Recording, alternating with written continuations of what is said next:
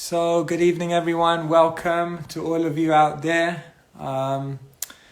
Here we are for our session today entitled No Regrets. We don't want to live with any regrets. And thank you. Some of you are logging on.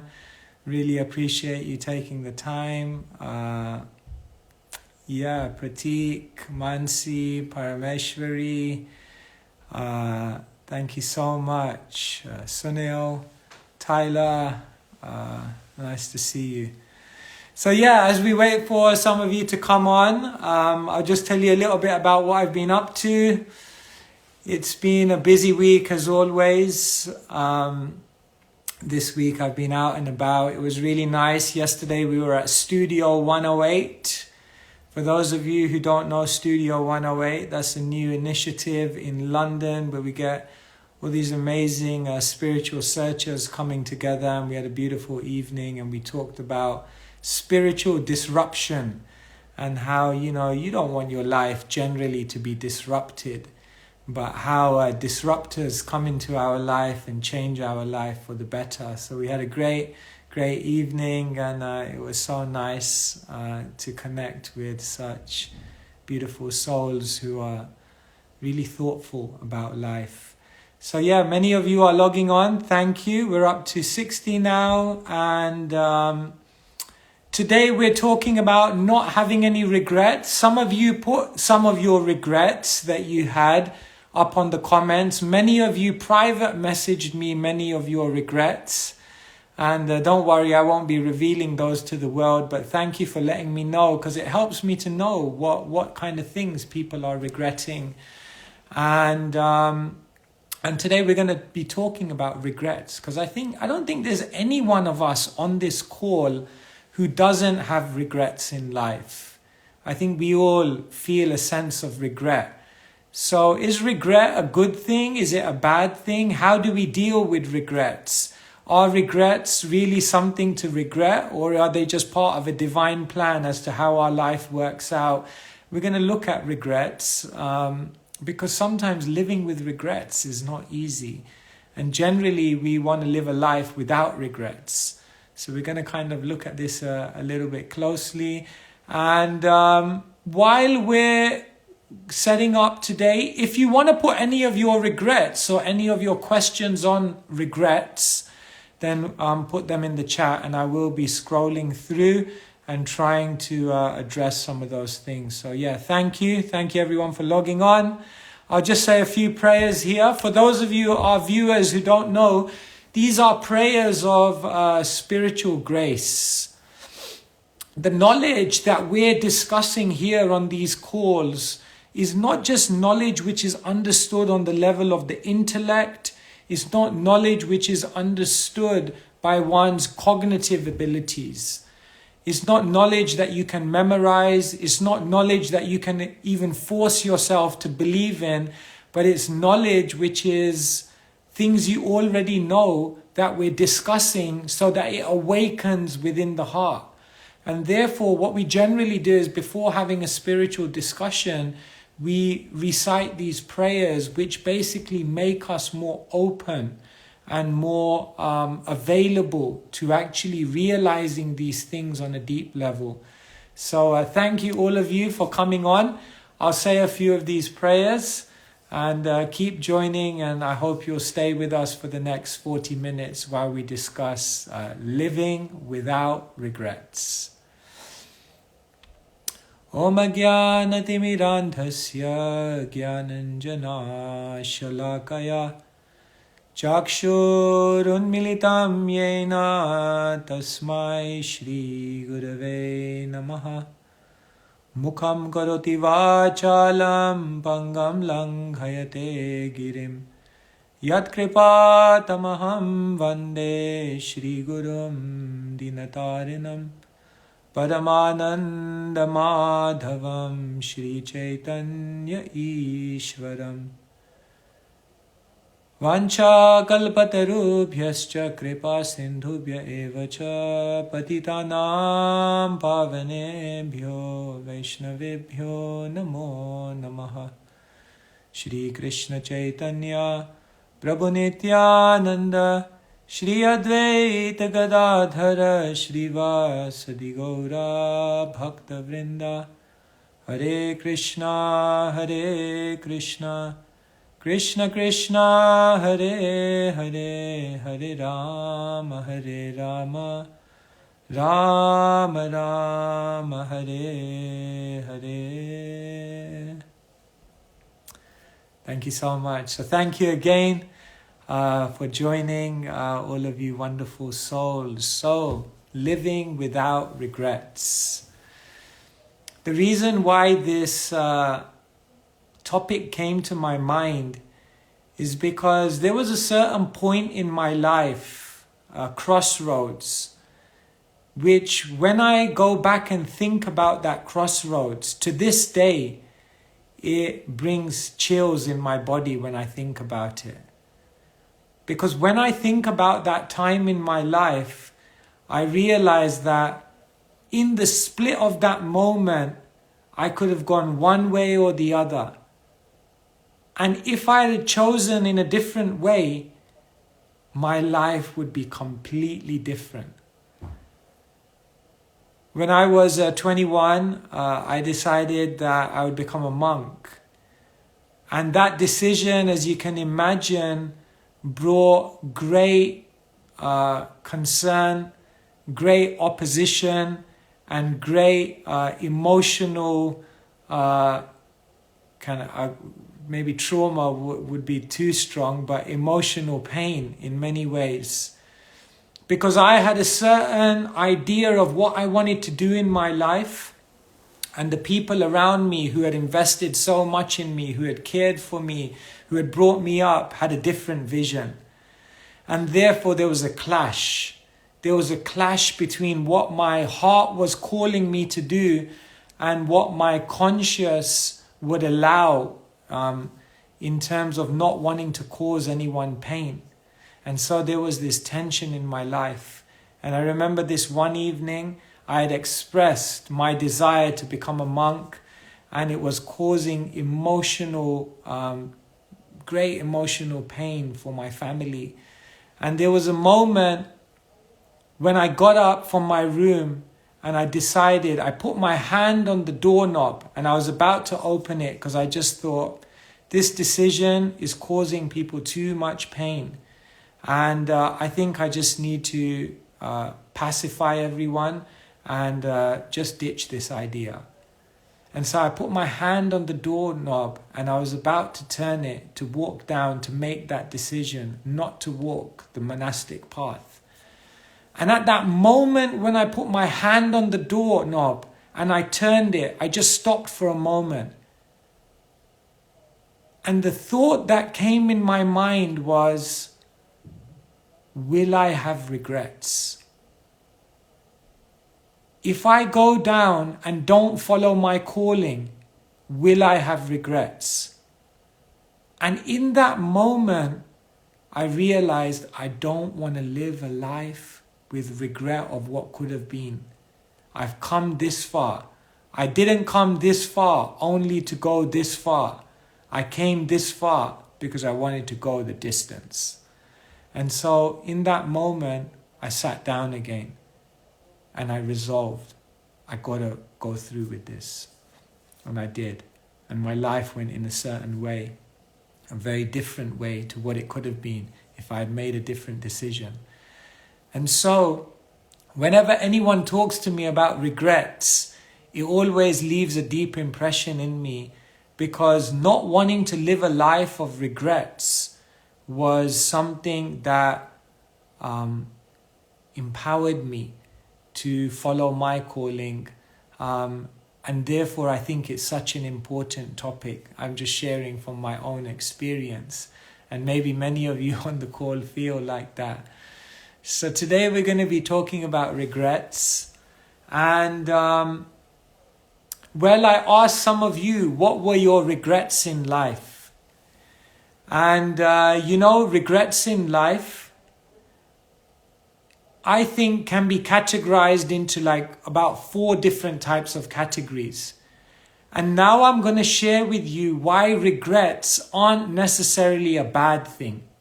although we talk about wanting to live a life free of regrets, what I'm going to try and share with you now is why regrets are not necessarily a bad thing. But first, let me just share with you, if I took all of the regrets that all of you guys sent me, I could categorize them into 4 main types of regrets. The first type of regret is what we call a foundational regret. It's a regret about not doing something which would have provided you a foundation in your life. Like, for example, someone says, I regret that I didn't study as hard as I could have. Or someone says, I regret that when I was young, I didn't take care of my health. Or someone says, I regret that when I was going through that job, I didn't save more money. Because these kind of things that we regret, foundational regrets, are regrets over things that you know would have given a stability in your life that would have helped you to build higher. So maybe some of you on the call have foundational regrets about things you could have done in your life to create a stronger foundation which would have helped you to build higher. Maybe you do. Foundational regrets. Some of you messaged me and you told me regrets, which I call boldness regrets. Sometimes we look back in our life and we regret things that we didn't do in terms of taking a risk. We regret not being bold. We regret not having the confidence to do something out of the box. We regret not coming out of the comfort zone. These are boldness regrets. So some of you may say, 20 years ago, I had that opportunity to change my career and do something completely different, but I wasn't bold enough to do it.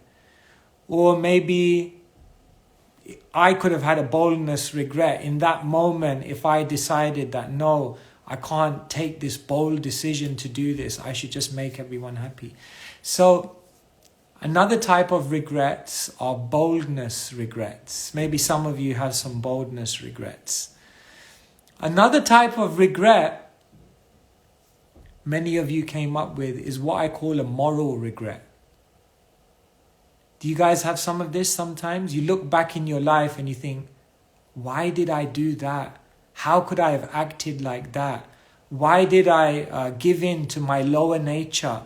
We look back at our life and we feel very bad, very guilty, very,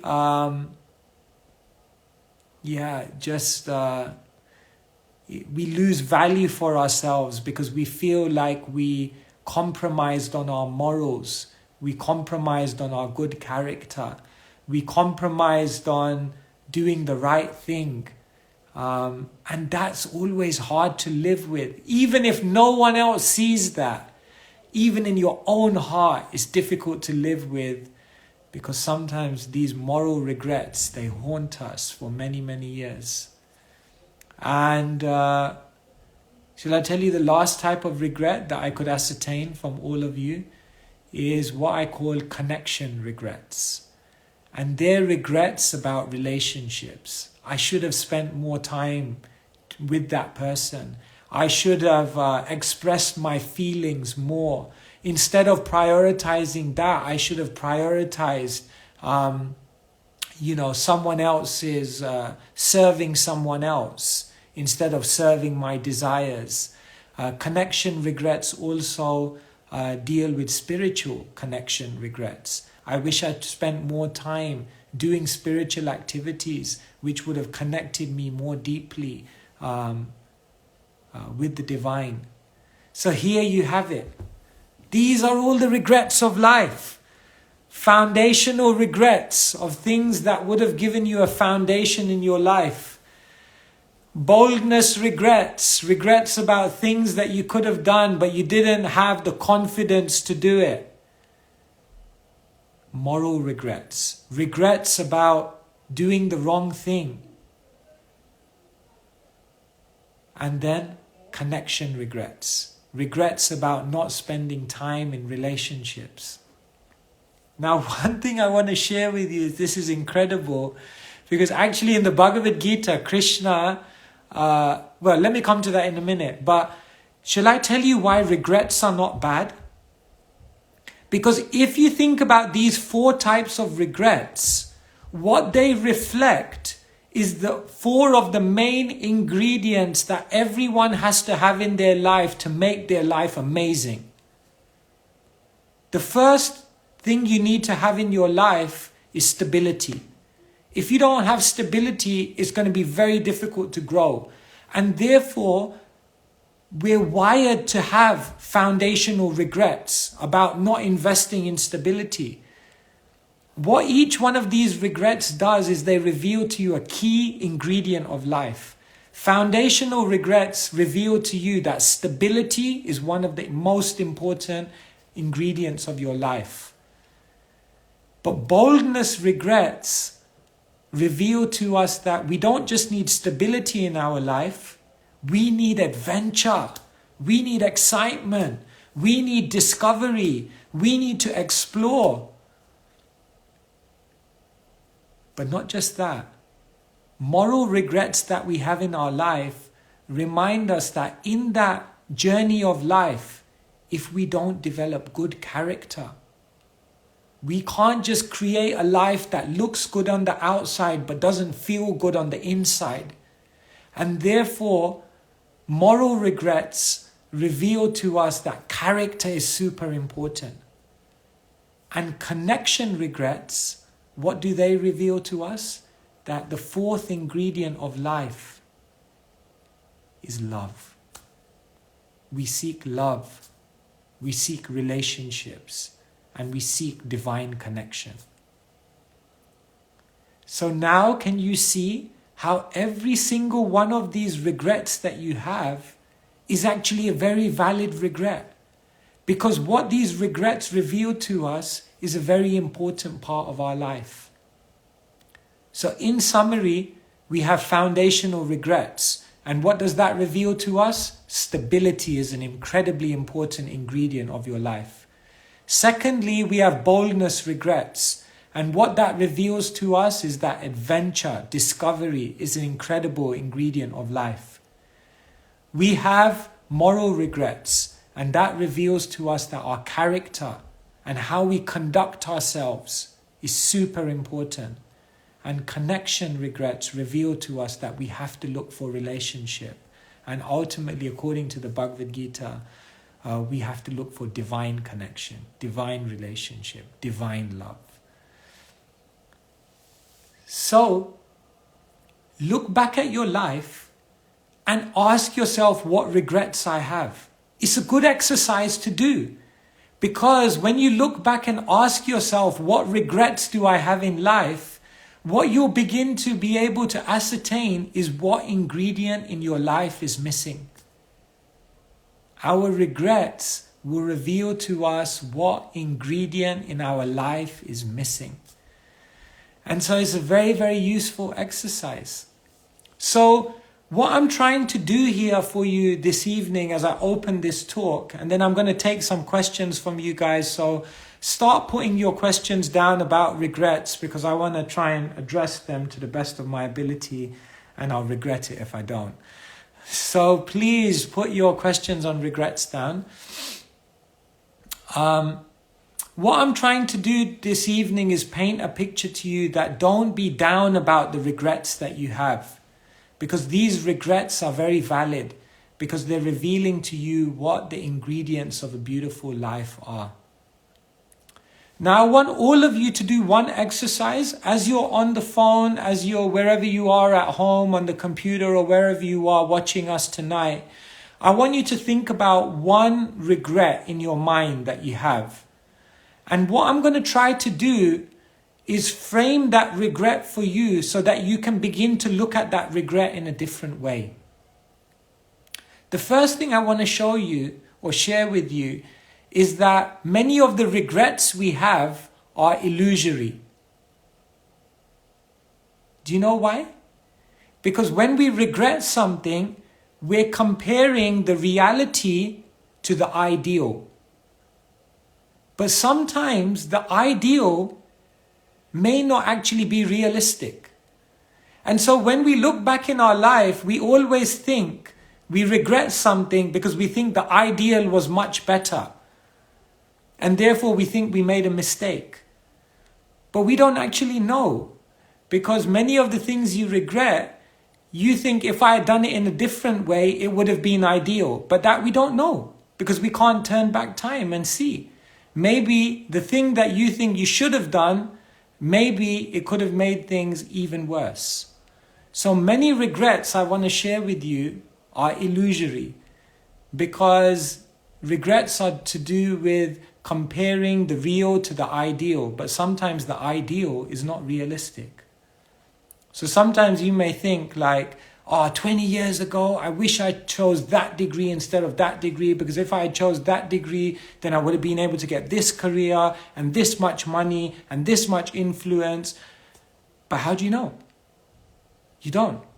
Because that's a picture you're creating in your mind of an ideal that may or may not have manifested. So the first thing is your regrets. We have to take them seriously, but remember there's some element of illusion in a regret, because you can never really know. Let me tell you another thing about regrets.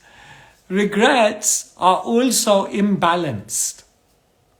Because when you look back in your life and you have a regret about something, you always tend to focus on all the good things that would have happened if you had done something different.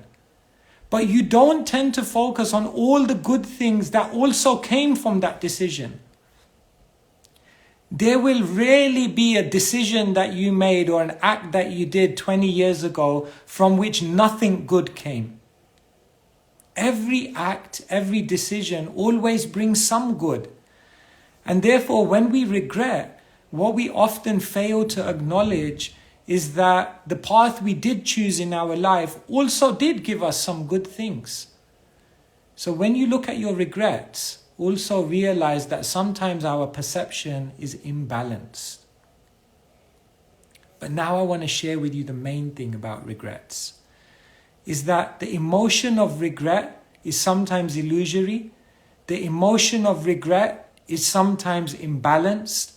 But the emotion of regret can also be used to improve. Sometimes people say live a life with no regrets. I don't know if that's actually possible. Because when you have so many options, you always have to choose one thing and neglect another thing. And that means there will always be a sense of regret in the mind. However, whatever you regret, you can use that to look back and ask yourself, how can I use the emotions or the feelings that I have or the ideas in this situation to then empower my life to make better decisions in the future? And so in life, it's not about not making wrong decisions. It's not about not making mistakes. It's not about not being imperfect, because all of those things are just part of who we are. But when we look back and have regrets and we recognize all of these things, I'm imperfect, I made a bad decision and all these things, we can use it to inform ourselves going forward. And so this is what I want to share with you today about regrets.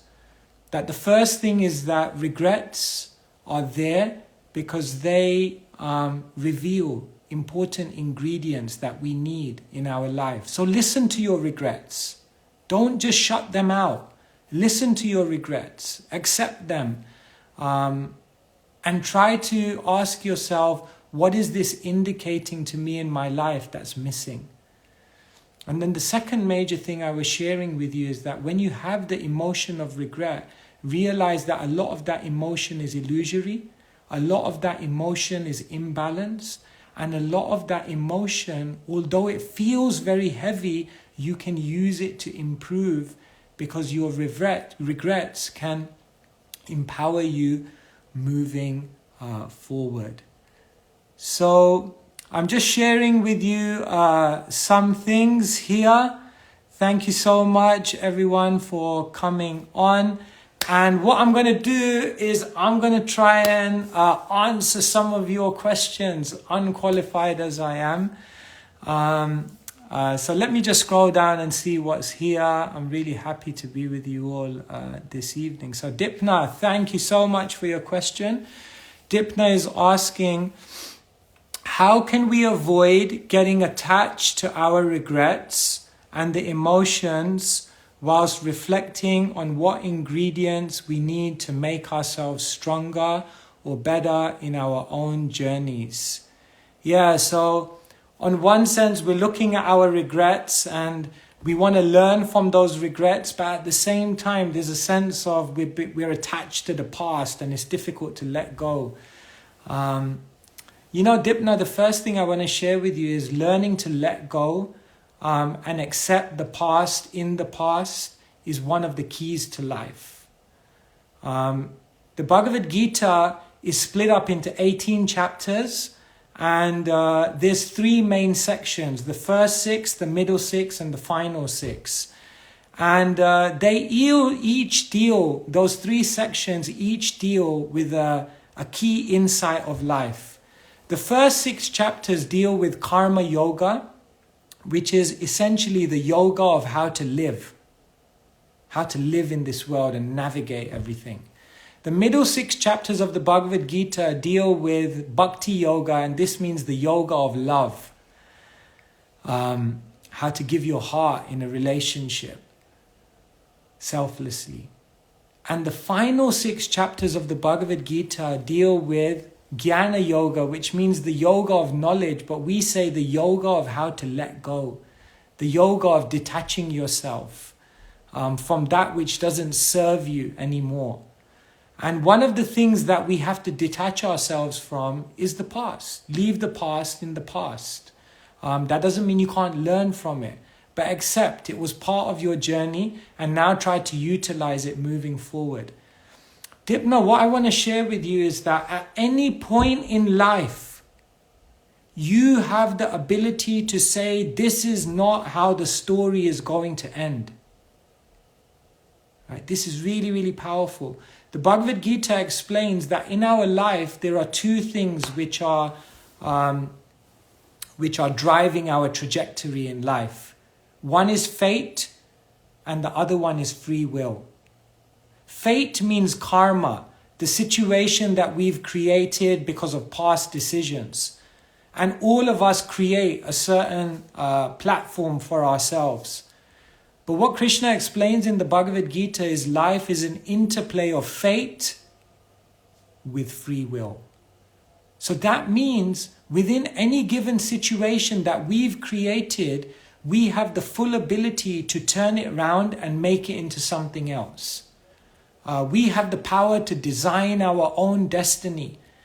And one of the reasons why we hang on to the past is because we play victim and say, my past is now defining who I can and who I can be. And therefore I can't be who I want to be. And therefore we put ourselves into victim mode and we limit ourselves. But what Krishna is explaining in the Bhagavad Gita is that at any moment you can change it around. And so don't let the past be a prison within which you live. Let the past be a classroom from which you've learned and graduated. And now you're moving on in your life. And in that way, you can have regrets, you can reflect on them, you can learn from them, and then you can move forward and allow them to inform your life. Thank you so much. It's wonderful. There's so many questions here. Natalia is asking, how can we make good decisions in life? This is such an amazing question. This is like one of the keys to life, like how to make good decisions. Let me share with you a few thoughts that come in my mind about making good decisions. First point. Here you go, Natalia. First point. Generally, our decisions reflect our fears. We make decisions based on what we fear could go wrong. Now, what I would say is that that's not a bad thing, but really good decisions don't just factor in what could go wrong, but really good decisions are decisions which factor in what could go right. And so when making decisions, ask yourself, are my decisions reflecting my fears, or are my decisions reflecting my dreams? Average decisions are based on fears. Amazing decisions are based on dreams, which factor in fears as well. That's the first thing I want you to think about. The second thing I want you to think about is average decisions are about pleasing people. Does that mean we shouldn't try to please people? Of course we want to please people. It gives us so much joy to please people. But shall I tell you, amazing decisions focus in on how to serve people. When someone wants you to make a decision, a loved one, and you want to please them, don't just think about making a decision which will immediately please them, but think about making a decision that will help you to become something amazing so that you can actually serve them in the best way possible. The decision that pleases someone may not be always the decision that allows you to serve them in the best way. So the second thing, Natalia, you can think about is that average decisions are just about pleasing people. But amazing decisions are the decisions which then go on to serve those people. That's another thing I want you to think about. Another thing I want you to think about when you're making decisions is average decisions follow the mind and the impulse. Does that mean we shouldn't follow the mind and the impulse and the gut feeling that we have? Of course, that's important. But amazing decisions also factor in inspiration and guidance from other elevated sources. And so, both are important. And therefore, average decisions are just based on the mind. But amazing decisions are based on the mind plus inspiration and guidance from trusted friends and guides. Here's another one. I'm just I'm just drawing on experiences of decisions I've made and trying to share it with you. Average decisions respond to public opinion. Does that mean public opinion is not important? No, public opinion is valuable. There's always some substance in public opinion. There's always something to learn from that. But if your decisions are based solely on public opinion, they'll be average. Amazing decisions also factor in inner calling. Ask yourself, are the decisions I make just based on public opinion, or have I also factored in my inner calling? And that has become an influential part of my decision making. So here I'm trying to give you some things to think about. Next time you have a decision to make, don't just think, what could go wrong. Get excited about what could go right. Next time you have to make a decision, don't just think about public opinion, but think about what's my inner calling. Next time you have to make a decision, don't just think about the thing that's comfortable now, but what will give you growth in the future. These are all things you can think about when you're making decisions. And in this way, I think we can end up making much better decisions. Let me share one last thing with that. And this is a kind of epiphany, if you want to call it that I had in recent months. I was looking back at my life, and I had this very strong, what we'd call in spiritual circles, a realization. And what was that very strong realization? that when I look back at my life, the hardest decisions, the most uncomfortable decisions, the scariest decisions, the most uncertain decisions were the decisions which generated the maximum amount of growth in my life. Many of you will have that experience.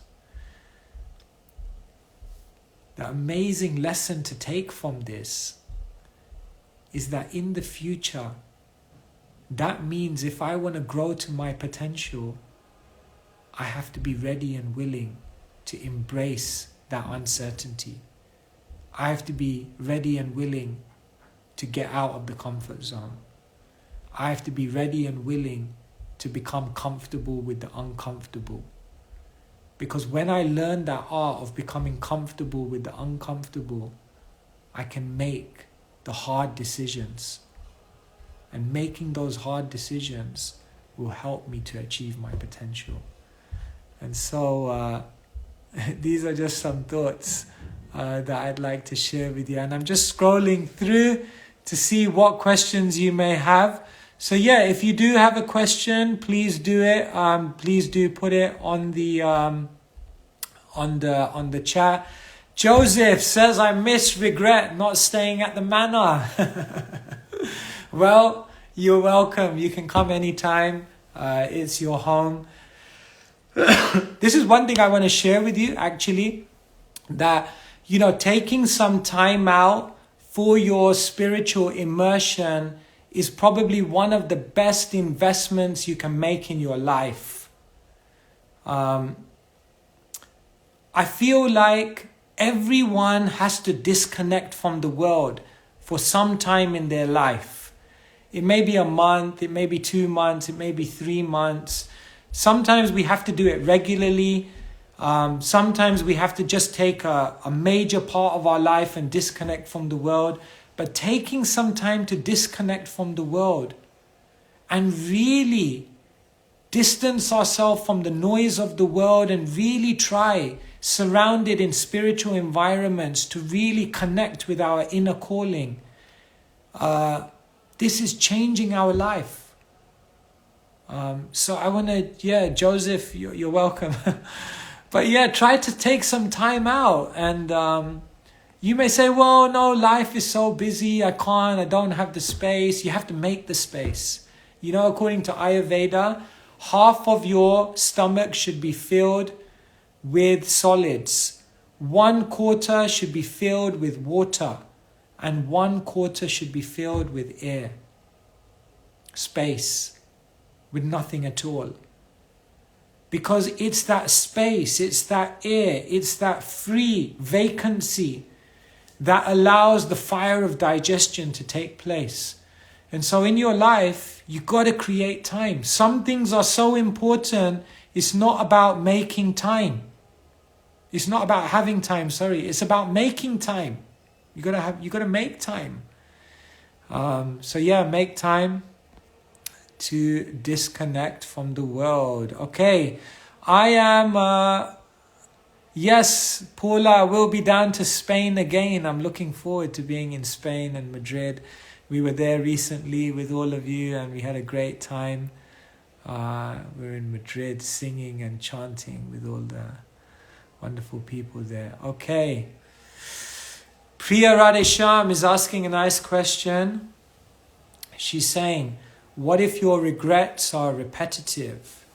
Regretting the same thing frequently, e.g. not being present enough for my children. A repetitive regret is definitely a regret that we need to be paying more attention to. When we have a repetitive regret, what we need to do is we need to sit down and deeply ask ourselves, why is it that I'm not doing this? We need to get to the root cause of the problem. We need to understand what is the practical block. What is the psychological block? What is the... what is it actually that's stopping us from changing our life? Changing ourselves is the most difficult thing in the world. We don't like to change, even when we know that we need to change. And oftentimes only when, it's like we're in a house and we're attached to it, and the only way we'll get out is if we're evicted by the landowner or something. So our life is something like that sometimes we're in our life and we're just attached to it, and we won't change until and unless we're forced. So Priya Radhesham, what I would say to you is, try to think deeply. What is actually stopping you? Is it a practical block? Is it a psychological block? Is it a fear? Is it a doubt that you have? What is it actually that is stopping you?